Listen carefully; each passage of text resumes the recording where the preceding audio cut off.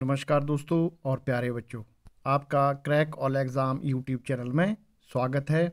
आज हम एक बहुत ही इम्पोर्टेंट टॉपिक पढ़ेंगे जिसका नाम है कृषि, एग्रीकल्चर। कृषि एक ऐसा सब्जेक्ट है जिससे प्रत्येक कॉम्पिटिटिव एग्ज़ाम में, चाहे कोई भी एग्ज़ाम हो, सभी एग्ज़ामों में किसी न किसी रूप में कोई ना कोई प्रश्न ज़रूर बनता है। तो चलिए आज हम पढ़ते हैं कृषि के बारे में, जिसे कक्षा 10वीं के NCERT के लेसन नंबर 4 से लिया गया है, जिसका नाम है एग्रीकल्चर, कृषि।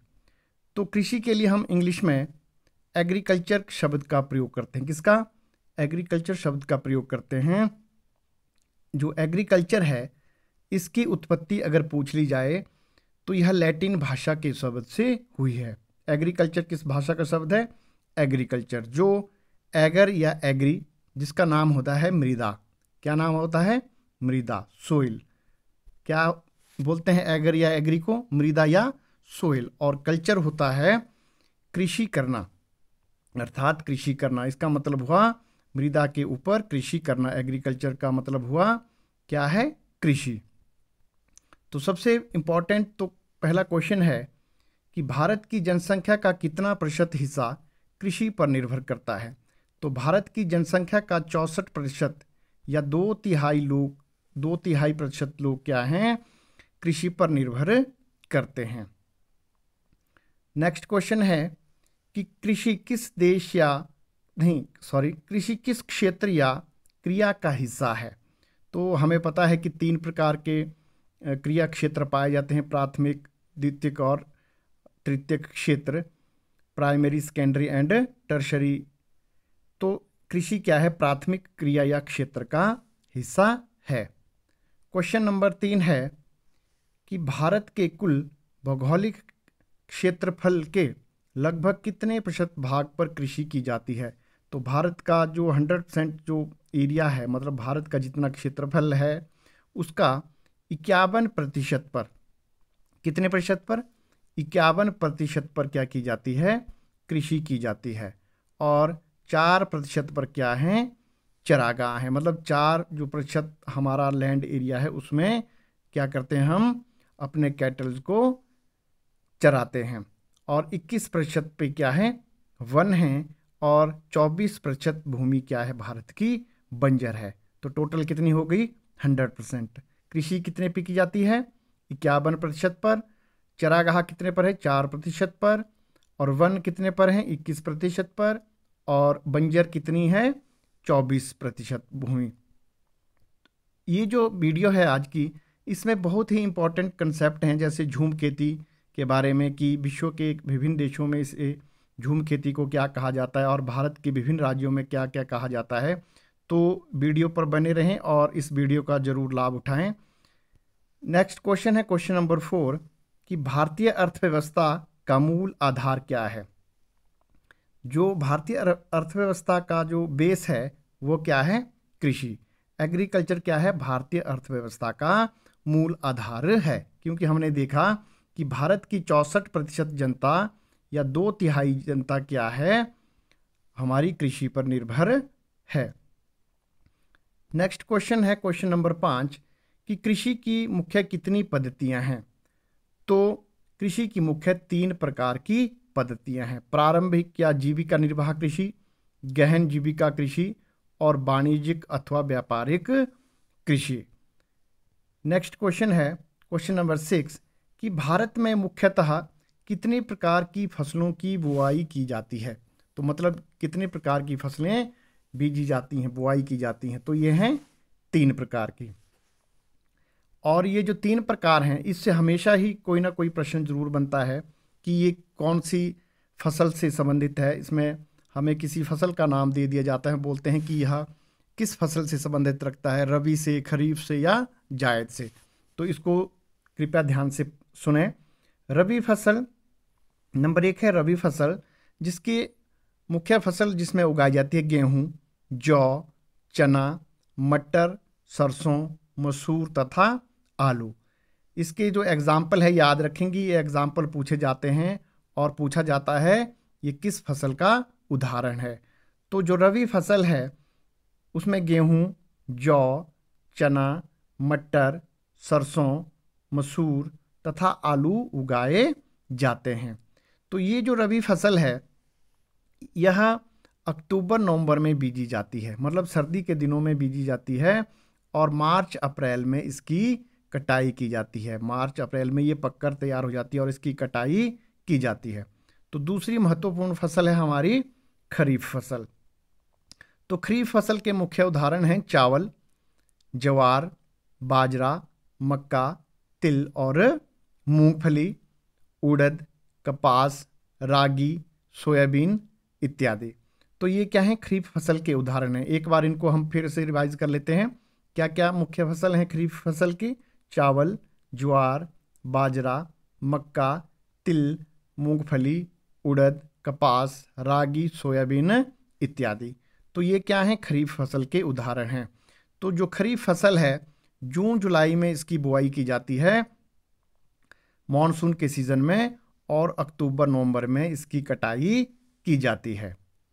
नेक्स्ट है जायद फसल, जिसके मुख्य उदाहरण हैं तरबूज, खरबूजा, ककड़ी, खीरा, भिंडी और विभिन्न प्रकार की सब्जियां की खेती की जाती है।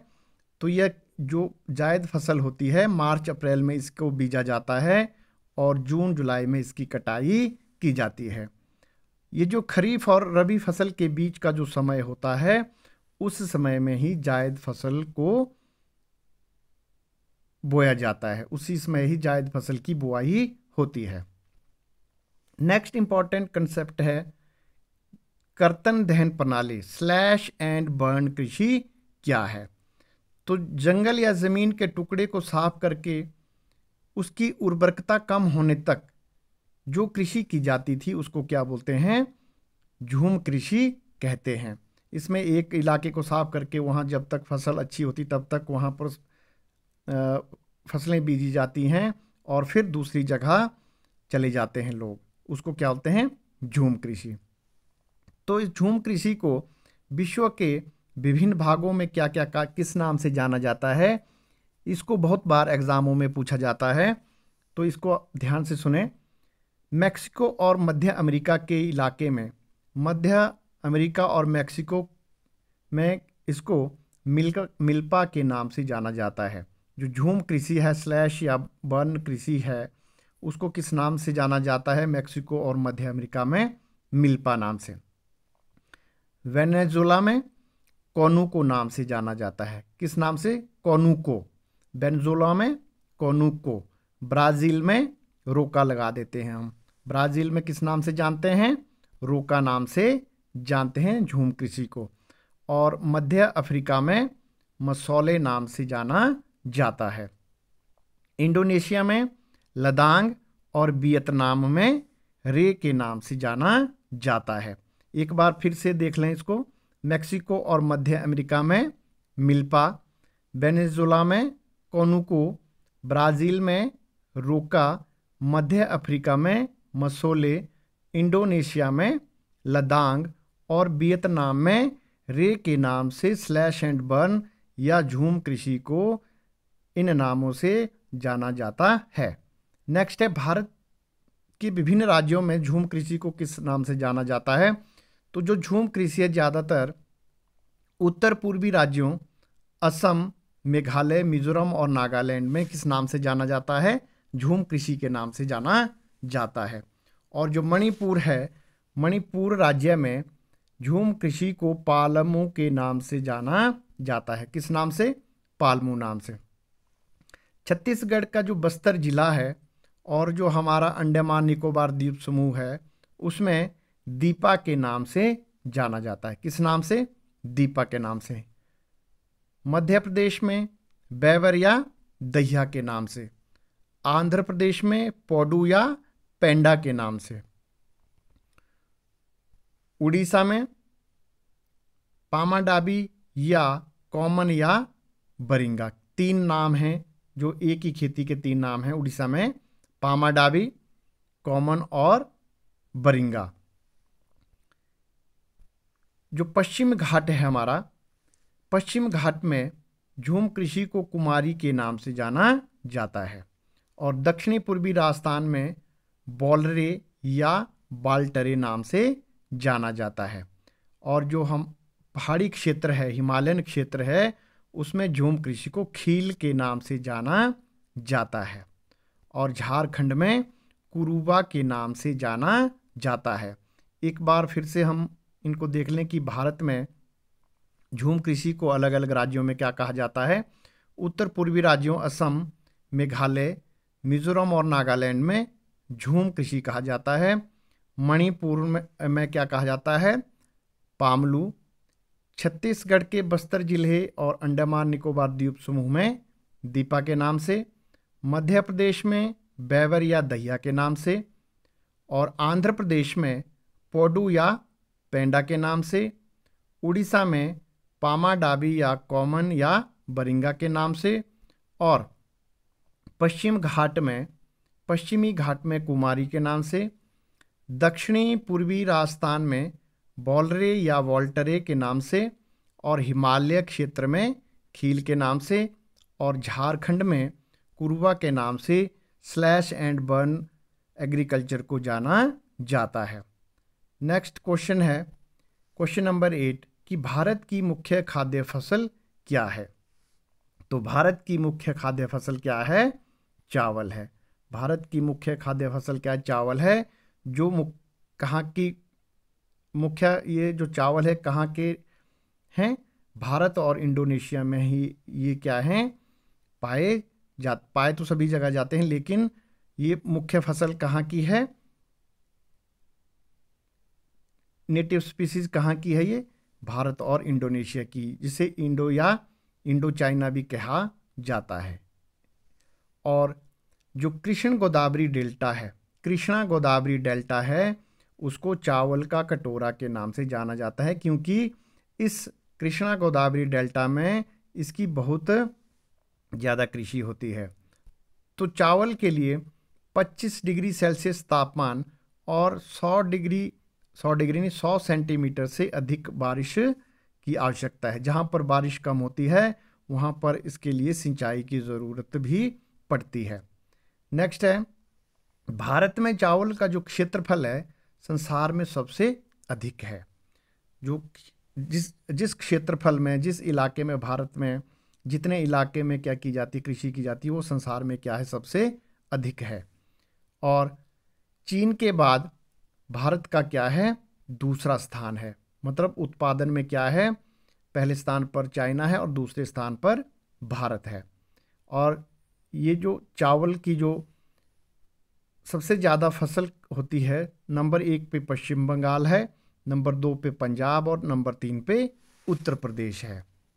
नंबर 1 पूछ लें सबसे ज़्यादा कहाँ होते हैं, तो पश्चिम बंगाल, उससे कम पंजाब में और उससे कम कहाँ होते हैं, उत्तर प्रदेश में चावल की उपज होती है। नेक्स्ट है क्वेश्चन नंबर 9 कि राष्ट्रीय चावल अनुसंधान केंद्र कहाँ स्थित है। राष्ट्रीय चावल अनुसंधान केंद्र कहाँ स्थित है, तो यह है कटक, और कटक कहाँ है, उड़ीसा में स्थित है। नेक्स्ट है क्वेश्चन नंबर 10 अंतर्राष्ट्रीय चावल अनुसंधान केंद्र, इंटरनेशनल जो चावल का अनुसंधान केंद्र है वो कहाँ है, मनीला, फिलीपींस में। किस देश में है, फिलीपींस में है। अगर जगह का नाम पूछ लिया जाए तो मनीला में। नेक्स्ट क्वेश्चन है क्वेश्चन नंबर 11 कि भारत की दूसरी सबसे महत्वपूर्ण खाद्य फसल कौन सी है। तो गेहूं क्या है, भारत की दूसरी महत्वपूर्ण खाद्य फसल है। ये कहाँ की फसल है, मध्य एशिया की। गेहूं मध्य एशिया में ही प्राचीन काल से उगाई जाती है और यहाँ से ही पूरे विश्व में फैली। और उत्पादन में चीन के बाद भारत का दूसरा स्थान है। ठीक है, तो चावल में भी चाइना का पहला नंबर था और भारत का दूसरा। उसी प्रकार गेहूं में भी चाइना का पहला नंबर है और भारत सेकंड स्थान पर है, सेकंड नंबर पर है। नेक्स्ट क्वेश्चन है क्वेश्चन नंबर 12 कि ऐसी कौन सी फसल है जिसका प्रयोग खाद्यान्न एवं चारे के रूप में, दोनों के रूप में किया जाता है। उसको खाने के रूप में भी और पशुओं के चारे के रूप में भी प्रयोग किया जाता है। तो ये इसका नाम है मक्का। जो मक्की है हमारी, कॉर्न है, ये क्या है? ऐसी खाद्यान्न फसल है जिसका चारे के रूप में भी प्रयोग किया जाता है। खाद्यान्न और चारे के दोनों के रूप में प्रयोग किया जाता है। तो ये कहाँ की है? मध्य अमेरिका की। मक्का क्या है? मध्य अमेरिका की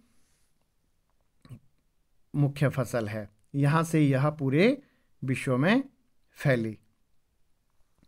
तो भारत में जो मक्की है, इसको ईस्ट इंडिया कंपनी, जो अंग्रेज थे, वो 17वीं शताब्दी में भारत लाए।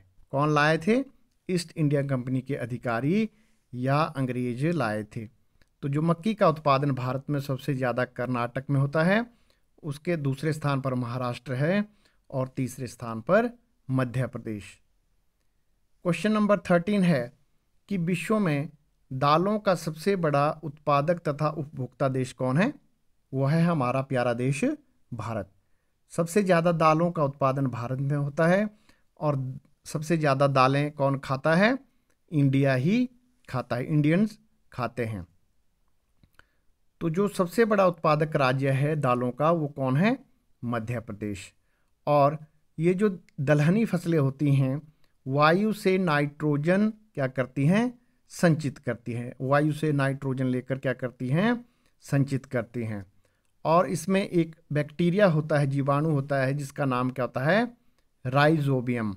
राइजोबियम जीवाणु दलहनी फसलों की जड़ों में पाया जाने वाला बैक्टीरिया है।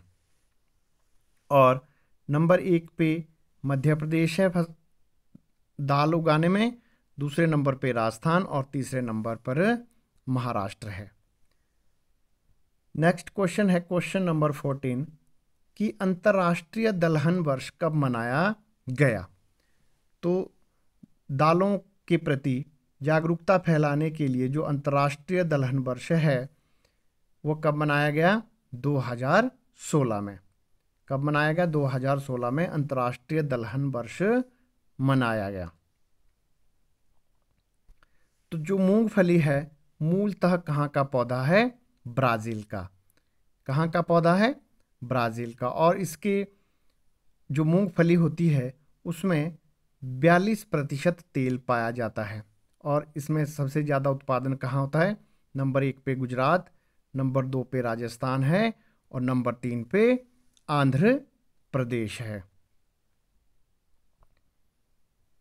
कपास मूलतः किस देश का पौधा है? जो कपास है मूलतः भारत का ही पौधा है। भारत की फसल है प्राचीन से और यहीं से सारे विश्व में फैली। यह काली मृदा में सबसे अधिक इसकी उपज होती है।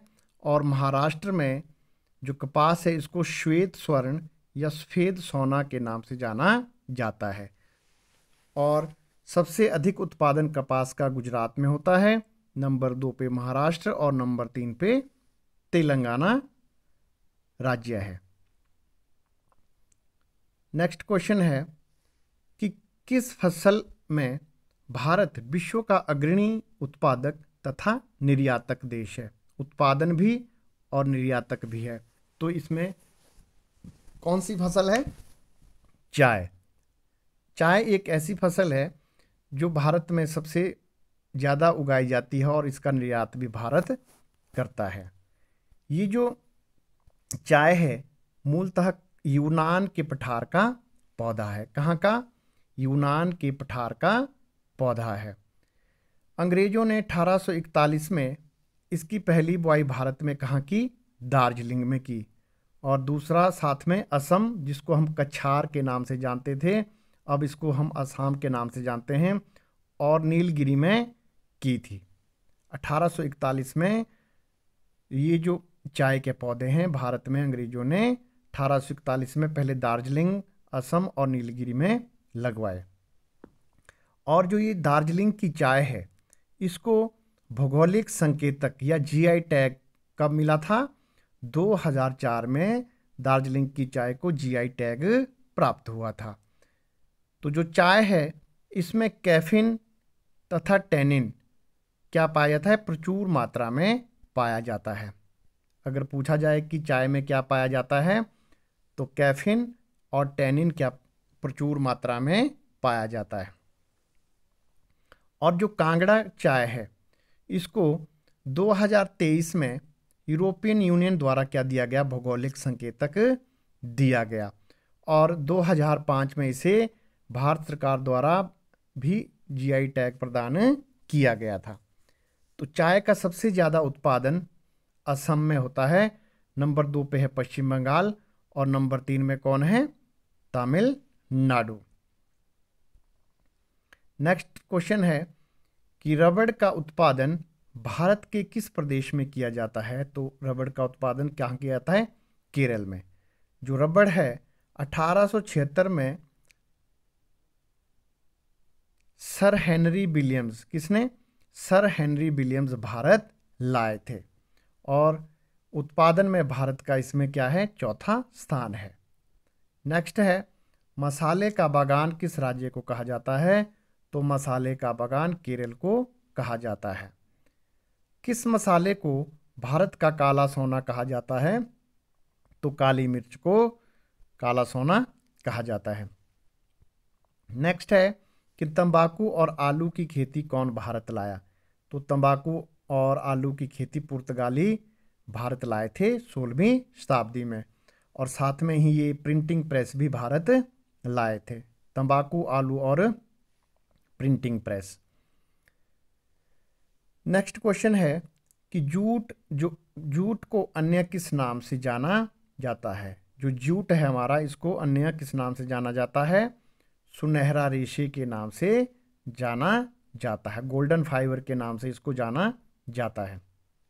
और श्वेत जूट का उत्पादन भारत में सबसे अधिक होता है और भारत जूट का सबसे बड़ा उत्पादक देश है। नेक्स्ट है हरित क्रांति का जनक किसे माना जाता है। अगर हम विश्व की बात करें तो हरित क्रांति का जनक नॉर्मन अर्नेस्ट बोरलॉग को माना जाता है। किसको, नॉर्मन अर्नेस्ट बोरलॉग। कहाँ के थे ये, अमेरिका के साइंटिस्ट थे, अमेरिका के कृषि वैज्ञानिक थे, Norman Ernest Borlaug. Most important question है, इसको नोट कर लेंगे। और भारत में हरित क्रांति का जनक किसे माना जाता है। अगर पूछ लिया जाए भारत में किसको माना जाता है हरित क्रांति का जनक, डॉक्टर एम.एस. स्वामीनाथन। किसको माना जाता है, डॉक्टर एम.एस. स्वामीनाथन को भारत में हरित क्रांति का जनक माना जाता है। जब हरित क्रांति हुई तो उसकी दो मुख्य फसलें थी, चावल और गेहूं। इस प्रश्न को भी बहुत बार एग्जाम में पूछा गया है कि हरित क्रांति में कौन सी दो मुख्य फसलें थी जिसके द्वारा हरित क्रांति हुई। इनका उत्पादन बहुत बड़े पैमाने पर फिर होने लगा। तो भारत में हरित क्रांति कब हुई थी, 1965 से 68 के बीच में, जब चावल और गेहूं को क्या किया गया, जो हाइब्रिड चावल और गेहूं थे और जिनमें रोग प्रतिरोधक क्षमता भी ज़्यादा थी और उपजाऊ भी, उनकी फसलें भी खूब होती थी, वो जब 1965 में इंट्रोड्यूस किए गए तो भारत में हरित क्रांति हुई थी। नेक्स्ट क्वेश्चन है कि विनोबा भावे के भूदान ग्रामदान आंदोलन, भूदान ग्रामदान आंदोलन को क्या कहा जाता है। तो इसे रक्तहीन क्रांति के नाम से जाना जाता है। यदि पूछ लिया जाए भूदान आंदोलन किसने स्टार्ट किया, विनोबा भावे ने, तो भूदान क्या था, जिसके पास अधिक भूमि थी, भूमिहीन लोगों को क्या कर दी थी, भूमि दान कर दी थी, उसे भूदान कहा जाता है। और इसे एक अन्य नाम से जाना जाता है, रक्तहीन क्रांति के नाम से जाना जाता है। नेक्स्ट है क्वेश्चन नंबर 27 कि सरकार किसानों से जिस मूल्य पर फसलों को खरीदती है उसे क्या कहते हैं, उसे कहते हैं एमएसपी, मिनिमम सपोर्ट प्राइस। तो न्यूनतम समर्थन मूल्य पर क्या करती है सरकार, जो किसान हैं उनकी फसलों को खरीदती है। उससे कम मूल्य पर उसे कोई भी खरीद नहीं सकता, उतने से कम में खरीदेगा तो उसको क्या है, सजा मिल सकती है। उससे अधिक में वो कोई भी उसे खरीद सकता है। नेक्स्ट है क्वेश्चन नंबर 28, जैविक या कार्बनिक या ऑर्गेनिक कृषि क्या है। ये सभी एक ही हैं, या तो जैविक लिख के दे देंगे आपको, या कार्बनिक या ऑर्गेनिक। तो यह एक ऐसी कृषि है जिसमें बिना रासायनिक पदार्थ और कीटनाशकों के बिना क्या करी जाती हैं, फसलें उगाई जाती हैं। क्या उगाई जाती हैं, फसलें उगाई जाती हैं। कोई भी केमिकल, फर्टिलाइज़र, कोई भी चीज़ यूज़ नहीं होती है। इसके क्या है, उसको जैविक कार्बनिक या ऑर्गेनिक कृषि कहते हैं। नेक्स्ट है कि कृषि क्षेत्र में किस प्रकार की बेरोजगारी पाई जाती है। तो ये जो कृषि क्षेत्र है इसमें प्रच्छन्न बेरोजगारी या मौसमी बेरोजगारी पाई जाती है। ये क्वेश्चन बार बार पूछे जाते हैं, मोस्ट इम्पॉर्टेंट है। बेरोजगारी का नाम दे दिया जाता है और पूछा जाता है ये कैसी बेरोजगारी है और कहाँ पाई जाती है। तो जो कृषि क्षेत्र में प्रच्छन्न बेरोजगारी या मौसमी बेरोजगारी पाई जाती है। नेक्स्ट क्वेश्चन है क्वेश्चन नंबर 30 कि जो भारतीय खाद्य सुरक्षा अधिनियम है कब लागू किया गया था। तो जो भारतीय खाद्य सुरक्षा अधिनियम है इसको 2013 में लागू किया गया था। नेक्स्ट है क्वेश्चन नंबर 31 कि जो भारतीय खाद्य निगम है FCI, food corporation of India, की स्थापना कब हुई। तो FCI की स्थापना 14 जनवरी 1965 को हुई थी। कब हुई थी FCI, भारतीय खाद्य निगम की स्थापना 14 जनवरी 1965 को। नेक्स्ट है क्वेश्चन नंबर 32 कि प्रधानमंत्री फसल बीमा योजना कब प्रारंभ की गई। तो ये जो फसल बीमा योजना है 13 जनवरी 2016 को प्रधानमंत्री मोदी जी द्वारा क्या की गई थी, लॉन्च की गई थी। इसमें खरीफ 2% और रबी की फसल का 1.5% बीमा किस्त बनाई जाती है और 30% क्या किया जाता है, कवरेज प्रदान किया जाता है यदि कोई फसल किसी बाढ़ के कारण, सूखे के कारण या बीमारी के कारण खराब हो जाती है तो जिसने खरीफ की फसल का बीमा कराया होगा तो उसे 2% किस्त देनी होती है और उसको कवरेज कितनी मिलती है, 30%। अगर रबी की फसल का बीमा करवाना हो तो 1.5% बीमा किस्त देना पड़ती है और 30% कवरेज प्रदान की जाती है। नेक्स्ट है कृषि के प्रकार या कल्चर। ये भी बहुत एग्जामों में कोई ना कोई कल्चर पूछ लिया जाता है, तो ये मोस्ट इम्पॉर्टेंट रहेंगे, इनको ध्यान से सुनें और अगर एक बार आप समझ ना आए, याद ना हो तो दोबारा भी देख लें। तो क्या है विटीकल्चर। विटीकल्चर है अंगूरों की खेती। विटीकल्चर क्या होती है, अंगूरों की खेती।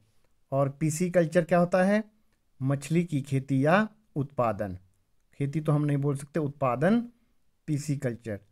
सेरीकल्चर क्या है, रेशम उत्पादन। हॉर्टिकल्चर फलों का उत्पादन। ओलिविकल्चर जैतून की कृषि। और एबीकल्चर विशेष प्रकार के वृक्षों और झाड़ियों की कृषि। एपीकल्चर मधुमक्खी पालन। फ्लोरिकल्चर फूलों की कृषि। सिल्वीकल्चर वनों का संरक्षण एवं संवर्धन या जंगल विज्ञान क्या है, सिल्वीकल्चर है। नेक्स्ट है मैरीकल्चर, समुद्री जीवों और पौधों के उत्पादन को किस नाम से जानते हैं, मैरीकल्चर से। और वर्मीकल्चर क्या है, केंचुआ पालन।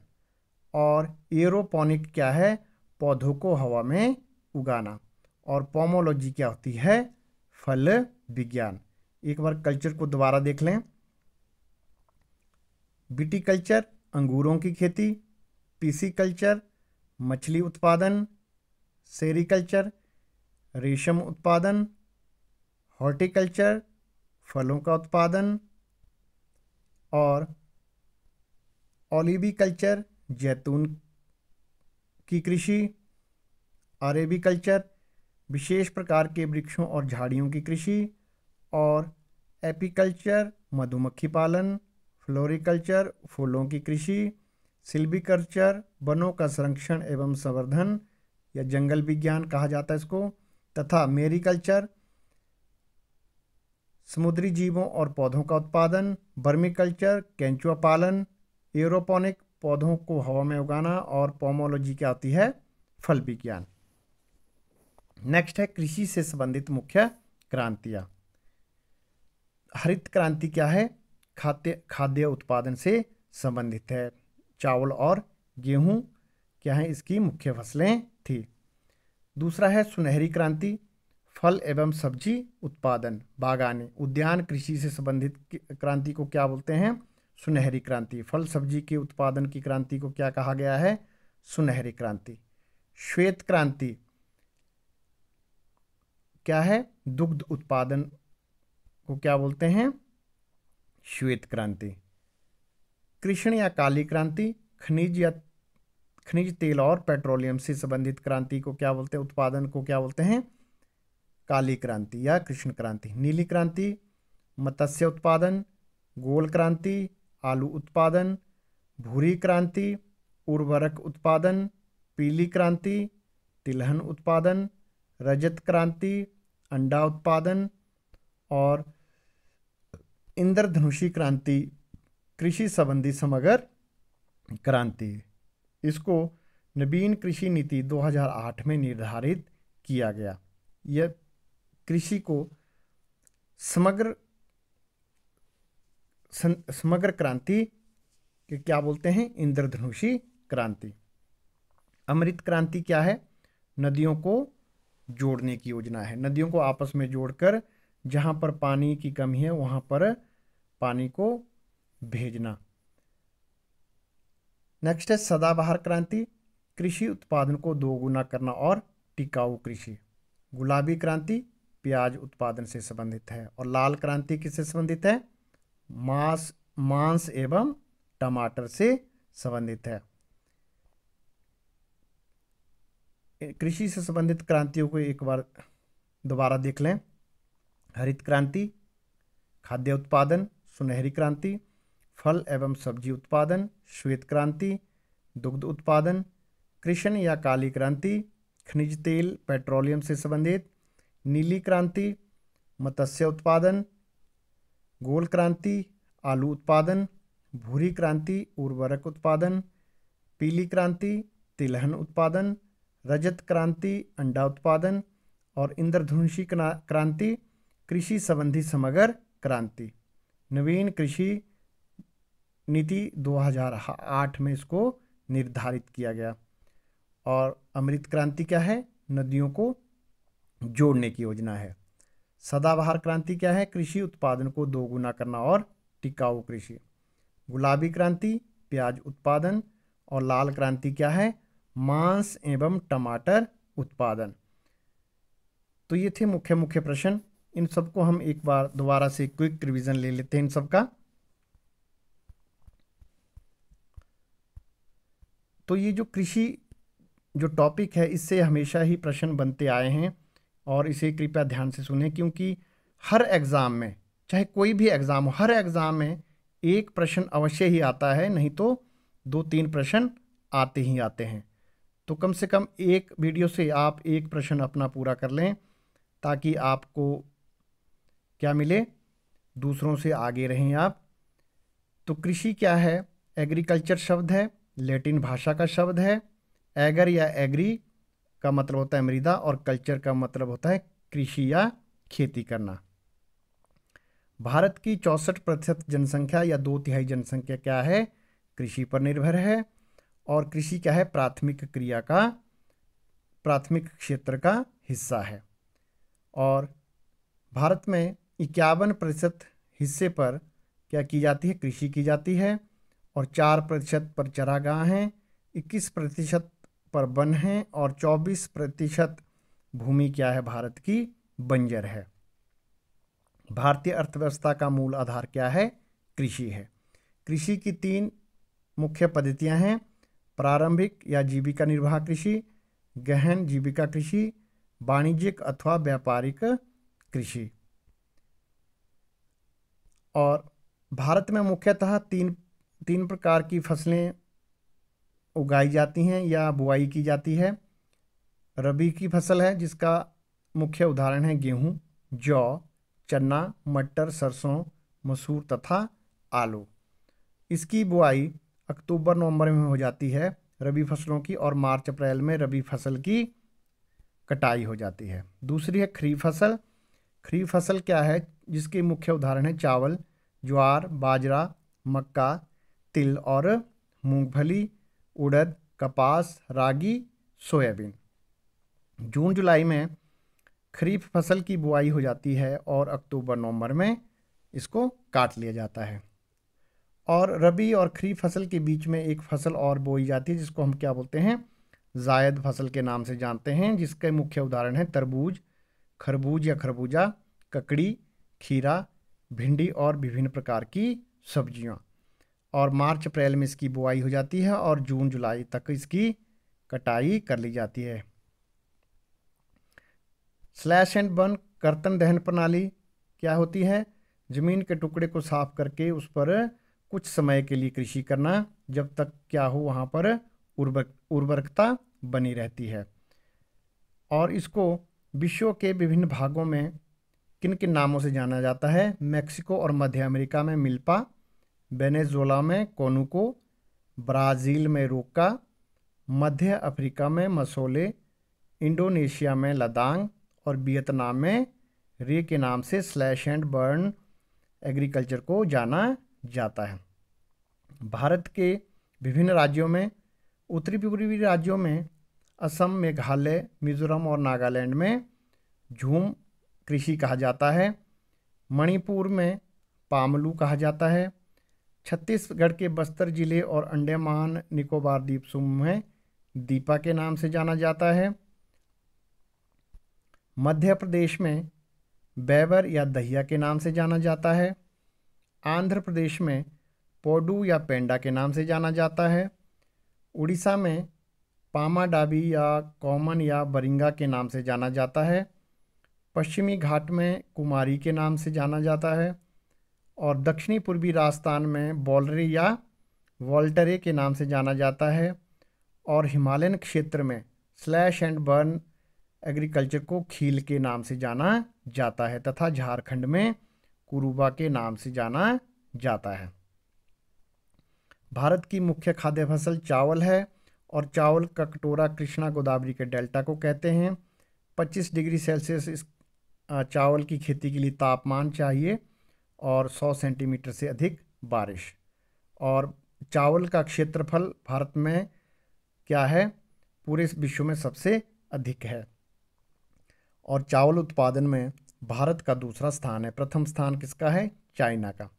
और सबसे ज़्यादा उत्पादन पश्चिम बंगाल में होता है, नंबर 2 पर पंजाब और नंबर 3 पे उत्तर प्रदेश।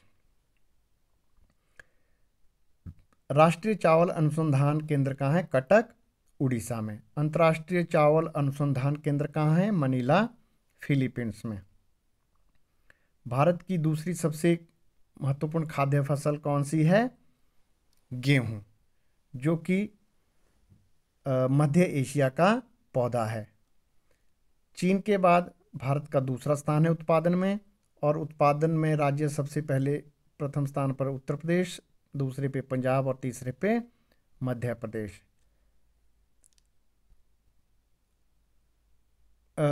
ऐसी कौन सी फसल है जिसका प्रयोग खाद्यान्न और चारे दोनों के रूप में होता है, तो वो है मक्का। मध्य अमेरिका का पौधा है मक्का। और इसे ईस्ट इंडिया कंपनी 17वीं शताब्दी में भारत लेकर आई। सबसे ज़्यादा उत्पादन कर्नाटक में, नंबर 2 महाराष्ट्र और नंबर 3 मध्य प्रदेश में। विश्व में दालों का सबसे बड़ा उत्पादक और उपभोक्ता देश कौन है, भारत। और अगर राज्य पूछ ले भारत का तो मध्य प्रदेश। जो दालें हैं या दलहनी फसलें हैं, वायु से क्या करती हैं, नाइट्रोजन संचित करती हैं, इकट्ठा करती हैं। राइजोबियम जीवाणु दलहनी फसलों की जड़ों में पाया जाता है। ये क्या एक बैक्टीरिया है, जीवाणु है। और सबसे ज़्यादा फसल इसकी मध्य प्रदेश में, दालें मध्य प्रदेश में उगाई जाती हैं सबसे ज़्यादा, राजस्थान और महाराष्ट्र में। नेक्स्ट है, दलहन वर्ष कब मनाया गया था, अंतर्राष्ट्रीय दलहन वर्ष 2016 में। मूंगफली मूलतः कहाँ का पौधा है, ब्राज़ील का। और मूंगफली में 42% क्या पाया जाता है, तेल पाया जाता है। और सबसे अधिक मूंगफली कहाँ उगाई जाती है? गुजरात में, नंबर 2 पे राजस्थान और नंबर 3 पे आंध्र प्रदेश। कपास मूलतः कहाँ का पौधा है? भारत का। किस मिट्टी में उगाया जाता है? काली मृदा में। काली मृदा को अन्य किस मृदा के नाम से जाना जाता है? रेगुर मिट्टी से। महाराष्ट्र में कपास को श्वेत स्वर्ण या सफेद सोना के नाम से भी जाना जाता है।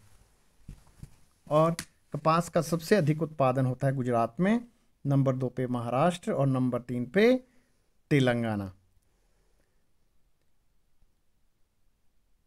जो चाय है, भारत इसका अग्रणी उत्पादक और निर्यातक है। मूलतः चाय यूनान के पठार का पौधा है और भारत में इसे 1841 में अंग्रेज लेकर आए और दार्जिलिंग में लगाई गई। फिर साथ ही असम, जिसे कछार के नाम से जानते हैं, नीलगिरी में लगाई गई। भौगोलिक संकेतक जीआई टैग सबसे पहले किस चाय को मिला? दार्जिलिंग की चाय को। चाय में कैफीन और टैनिन प्रचुरता में पाया जाता है। कांगड़ा चाय को यूरोपियन यूनियन द्वारा 2023 में भौगोलिक संकेतक प्रदान किया गया और भारत द्वारा 2005 में कांगड़ा चाय को भौगोलिक संकेतक प्रदान किया गया। और सबसे ज़्यादा उत्पादन चाय का असम, नंबर 2 पे पश्चिम बंगाल और तमिलनाडु में नंबर 3 पे है। रबड़ का उत्पादन भारत के किस प्रदेश में किया जाता है? केरल में। 1876 में इसे सर हेनरी विलियम्स भारत लाए थे। रबड़ के उत्पादन में भारत का चौथा स्थान है। मसाले का बगान केरल को कहा जाता है और जो काली मिर्च है इसे काला सोना के नाम से जाना जाता है। तंबाकू और आलू की खेती तथा प्रिंटिंग प्रेस कौन लेकर आया था भारत में? पुर्तगाली 16वीं शताब्दी में। जूट को सुनहरे रेशे के नाम से जाना जाता है। भारत इसका सबसे बड़ा उत्पादक है और श्वेत जूट का उत्पादन सबसे अधिक भारत में होता है। हरित क्रांति का जनक नॉर्मन अर्नेस्ट बोरलॉग, अमेरिका के कृषि वैज्ञानिक। भारत में हरित क्रांति के जनक डॉक्टर MS स्वामीनाथन। अगर फसलें पूछ लें तो चावल और गेहूं। हरित क्रांति भारत में कब हुई? 1965 से 68 के बीच में या 1960 के दशक में। विनोबा भावे के भूदान ग्रामदान आंदोलन को क्या कहा जाता है? रक्तहीन क्रांति के नाम से जाना जाता है। सरकार किसानों को जिस मूल्य पर फसलों को खरीदती है उसको क्या बोलते हैं? MSP, न्यूनतम समर्थन मूल्य, मिनिमम सपोर्ट प्राइस। जैविक, कार्बनिक, ऑर्गेनिक कृषि क्या है? बिना केमिकल के या बिना कीटनाशकों के क्या करना है? फसलों को उगाना। कृषि क्षेत्र में किस प्रकार की बेरोजगारी पाई जाती है? प्रच्छन्न बेरोजगारी या मौसमी बेरोजगारी। खाद्य सुरक्षा अधिनियम 2013 में लागू हो गया और जो भारतीय खाद्य निगम है, FCI है, फूड कॉरपोरेशन ऑफ इंडिया है, इसकी स्थापना कब हुई? 14 जनवरी 1965 को। प्रधानमंत्री फसल बीमा योजना 13 जनवरी 2016 को लॉन्च हुई। खरीफ 2% और रबी की फसल का 1.5% बीमा किस्त देना पड़ती है और 30% क्या होता है? कवरेज होती है। कृषि के प्रकार ये कल्चर क्या है? विटीकल्चर, अंगूरों की खेती, पीसीकल्चर, मछली उत्पादन, सेरीकल्चर, रेशम उत्पादन, हॉर्टिकल्चर, फलों का उत्पादन, ओलिविकल्चर, जैतून की कृषि और अरेबिकल्चर, विशेष प्रकार के वृक्षों और झाड़ियों की कृषि, एपीकल्चर, मधुमक्खी पालन और फ्लोरिकल्चर, फूलों की कृषि, सिल्वीकल्चर, वनों का संरक्षण संवर्धन और मेरीकल्चर, समुद्री जीवों और पौधों का उत्पादन, वर्मीकल्चर, केंचुआ पालन, एयरोपोनिक, पौधों को हवा में उगाना और पोमोलॉजी, फल विज्ञान। कृषि से संबंधित कुछ क्रांतियाँ। हरित क्रांति खाद्य उत्पादन से संबंधित, गेहूं और चावल मुख्य फसलें। सुनहरी क्रांति फल और सब्जी उत्पादन से संबंधित है। श्वेत क्रांति दूध उत्पादन से। कृष्ण या काली क्रांति खनिज तेल पेट्रोलियम से, नीली क्रांति मत्स्य उत्पादन से, गोल क्रांति आलू उत्पादन से, भूरी क्रांति उर्वरक उत्पादन, पीली क्रांति तिलहन उत्पादन, रजत क्रांति अंडा उत्पादन, इंद्रधनुषी क्रांति कृषि संबंधी समग्र क्रांति। नवीन कृषि नीति 2008 में इसको निर्धारित किया गया। अमृत क्रांति क्या है? नदियों को जोड़ने की योजना है। सदाबहार क्रांति क्या है? कृषि उत्पादन को दोगुना करना और टिकाऊ कृषि करना। गुलाबी क्रांति क्या है? प्याज उत्पादन से संबंधित है। और लाल क्रांति क्या है? मांस एवं टमाटर उत्पादन से संबंधित उत्पादन क्रांति को क्या बोलते हैं? लाल क्रांति के नाम से जाना जाता। तो ये थे आज के महत्वपूर्ण प्रश्न। आशा करता हूँ आप सबको वीडियो पसंद आई होगी और आप अवश्य ही इससे लाभ उठाएंगे, क्योंकि कृषि एक ऐसा टॉपिक है, इससे हर कॉम्पिटिटिव एग्ज़ाम में 1 या 2 प्रश्न अवश्य बनते हैं। 1 से 2 प्रश्न अवश्य इस टॉपिक से पूछे ही जाते हैं। तो आशा करता हूँ आप इससे अवश्य लाभ उठाएंगे। अगर आपको ये वीडियो अच्छी लगी हो, पसंद आई हो, इससे आपको कुछ लाभ हुआ हो, तो अवश्य आप चैनल को सब्सक्राइब करें, लाइक करें और शेयर करें। आपका वीडियो देखने के लिए धन्यवाद। मिलते हैं नेक्स्ट वीडियो में। तब तक जय हिंद, जय भारत,